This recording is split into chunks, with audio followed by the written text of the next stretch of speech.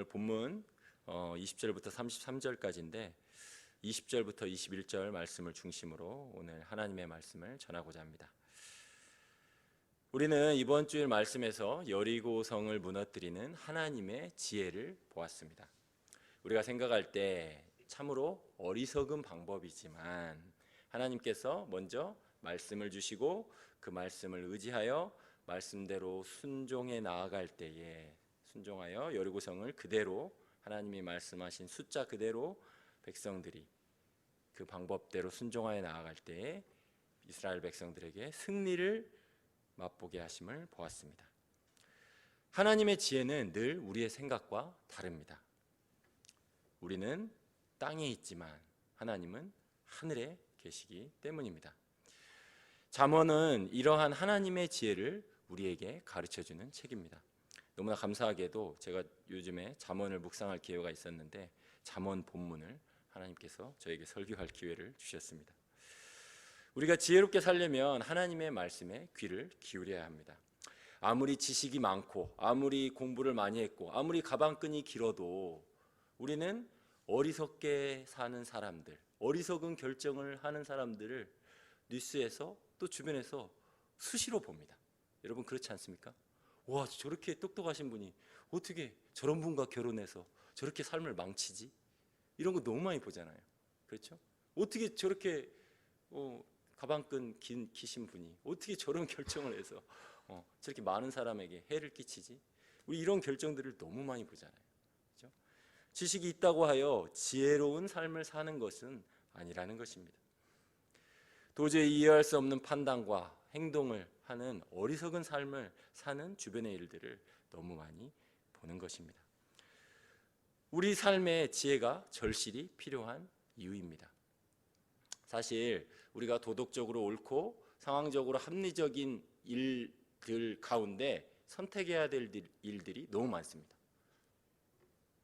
그렇잖아요. 우리 삶의 많은 문제들이 이것도 되고 이것도 도덕적으로 잘못되지 않았고 이것도 합리적이고, 그런데 이 많은 것들 중에 우리가 지혜롭게 선택해야 되는 일들이 수도 없이 우리 삶에 이루어진다는 것이죠.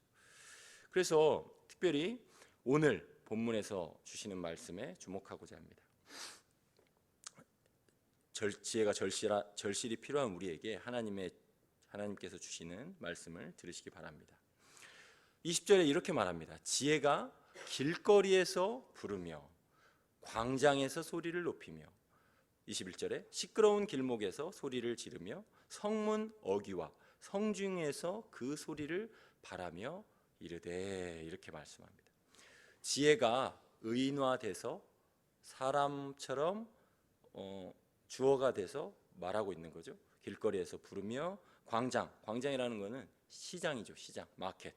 시장에서 소리를 높이며 시끄러운 길목, 삶의 현장이죠. 삶의 현장에서 소리를 지르며 성문 어귀 성중에서 그 소리를 바라여 이르되 말씀하고 있습니다. 지혜는 다른 곳이 아닌 바로 삶의 현장으로 우리를 부르고 있다는 것입니다. 지혜로운 사람이 되려면 다른 곳이 아니라, 학교가 아니라 어디로 내려가야 된다? 삶의 현장으로 내려가야 한다는 것입니다. 그곳에 지혜가 있기 때문입니다. 우리는 학교에서 모든 지혜, 책을 통해서 모든 지혜를 다 얻고 싶지만 하나님의 말씀은 삶의 현장으로 내려가라고 말하고 있습니다. 그곳에 지혜가 있기 때문입니다. 삶의 현장은 무시한 채 책만 가지고 이론만 가지고 지혜를 쌓으려고 하는 것은 어리석은 것입니다. 하나님께서 저에게 하시는 말씀 같습니다. 신학교에서 배울 때 너무 좋거든요. 말씀 보고 막 이렇게 깨닫고 하면 너무 좋거든요. 그런데 하나님께서는 목회 현장으로 내려가라. 왜냐하면 거기서 지혜를 얻기 때문에 그렇게 말씀하고 있다는 것입니다. 저는 과거에 여러 가지 직업을 했는데 공장 관리자 일도 했었습니다. 인쇄 관련 일도 했었고요. 그다음에 핸드폰 부품 회사에도 있었었는데, 그 공장 관리를 가장 잘하는 나라 중에 일본이 있죠. 그죠? 일본 토요타, 혼다 차량 생산하는. 근데 그 혼다라는 회사에 삼현주의라는 게 있습니다. 삼현이 뭐냐면 현장, 현물, 현실을 관리자에게 돌아보라고 이야기한다는 것입니다. 참현주의. 현장에서 현물을 관찰하고 현실을 인식한 후에 문제 해결 방안을 찾아야 한다라는 경영 원칙을 말하고 있습니다. 일본 경영 원칙, 특별히 자동차 경영 원칙으로 오래전부터 활용되어 왔고 최근에는 그 한국 제조업 분야에서도 많이 도입하여 그렇게 활용하고 있는 원칙입니다. 우리가 관리자로 일을 하다 보면 여러 가지 생각들을 책상에서 이렇게 저렇게 생각을 많이 하잖아요. 그죠? 그런데 저도 해보니까 예를 들어서 이제 인쇄업을 하게 되다 보면 이런 거 다 제본해야 되거든요. 큰 종이로 찍어가지고 이제 처음에 인쇄하고 앞면 뒷면 인쇄하고 그 다음에 가서 재단하고 그 다음에 이제 접어야 되거든요. 접어서 그 다음에 이제 풀로 발라서 붙여서 그 다음에 그거에 맞춰서 표지 덮어서 자르고 이런 것들을 해야 돼요. 공정이 뭐 한 8, 9, 10과정이 됩니다. 그러면 이제 언제까지 납품하겠습니다라고 이거를 답을 주려면 각 공정의 재고가 얼마가 있는지를 파악을 해야 되거든요. 파악을 안 하면 제대로 된 납기를 제시할 수가 없겠죠. 그죠?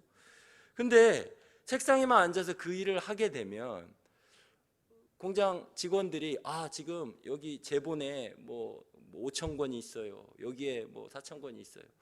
그것만 기준으로 해서 적어서 영업사원에게 이야기를 하면 결국 나중에 어떤 일이 생기냐면 어떠한 이유로 불량이다 또 뭐 유실이다 해서 실제로 그 상황과 맞지 않은 재고, 맞지 않은 수량 때문에 어려움을 겪게 되는 경우를 여러 번 당했다는 거죠.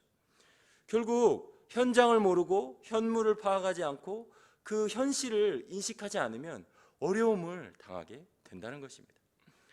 지혜를 얻으려면 기꺼이 직장, 가정, 교회 그리고 이웃들의 삶의 현장으로 들어가야 한다는 것입니다.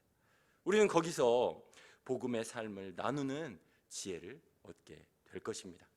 결코 머릿속으로만 생각해서 책만 연구해서 얻을 수 없는 지혜를 삶의 현장에서 우리는 오늘 말씀을 통해 얻게 된다는 것입니다.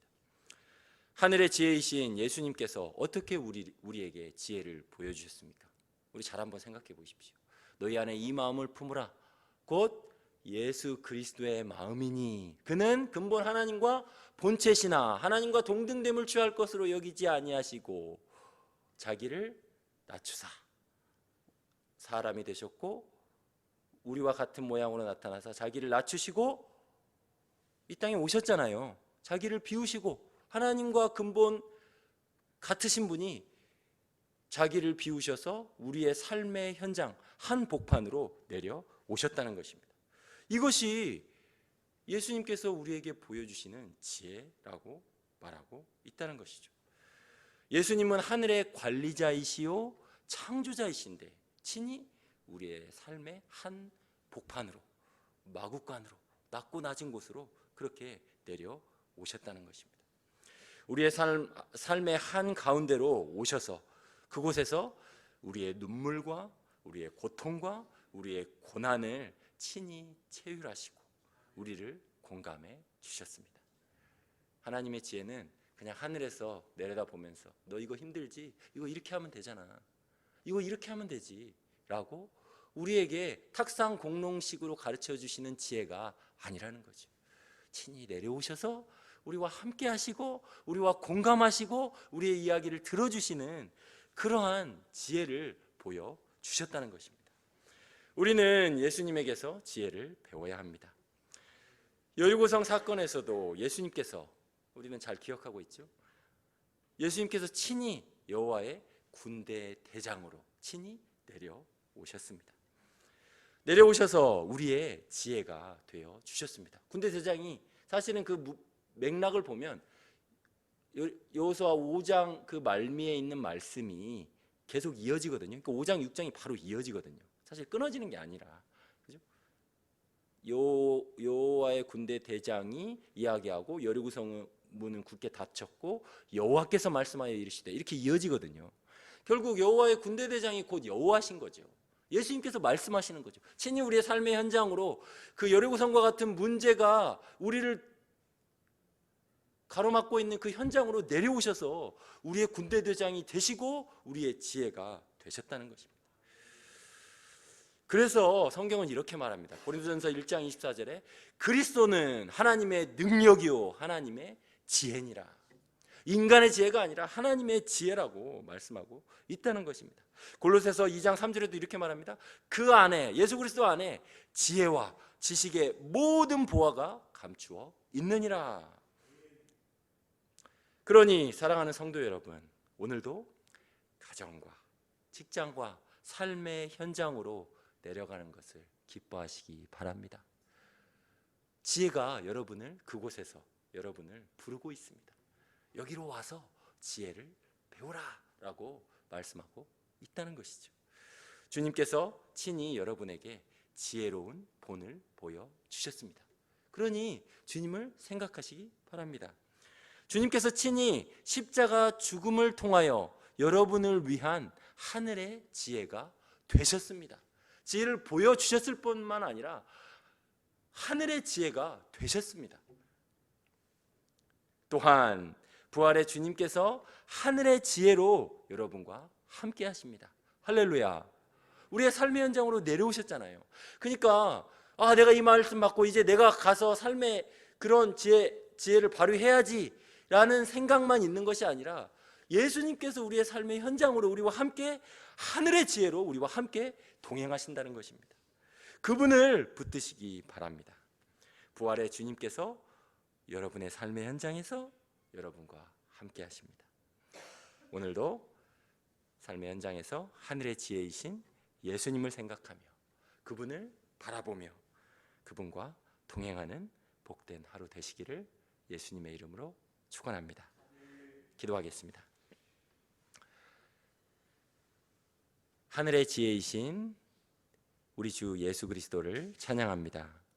그는 근본 하나님과 본체시나 그와 동등됨을 취할 것으로 여기지 아니하시고 자기를 비워 낮추셔서 사람이 되셨고 사람의 모양으로 나타나사 우리의 삶의 현장 가운데 우리의 모든 아픔과 고난과 슬픔을 동정하시고 체휼하시고 하늘의 지혜를 보여주셨습니다. 또한 우리가 살아야 될 정말 완벽한 하늘의 지혜로 우리를 대신하여 십자가에 죽으시고 또 부활하셔서 영원한 하늘의 지혜로 우리와 함께 하십니다. 하늘의 지혜이신 그 주님께서 오늘 말씀을 통하여 우리를 또한 삶의 현장으로 부르십니다. 우리의 가정의 현장으로, 우리의 직장의 현장으로, 우리의 이웃들이 살고 있는 현장으로, 또 우리 성도들이 있는 교회의 여러 가지 현장으로 우리를 부르십니다. 주님, 저희가 그 삶의 현장으로 나아가기를 기뻐하는 마음을 주시옵소서.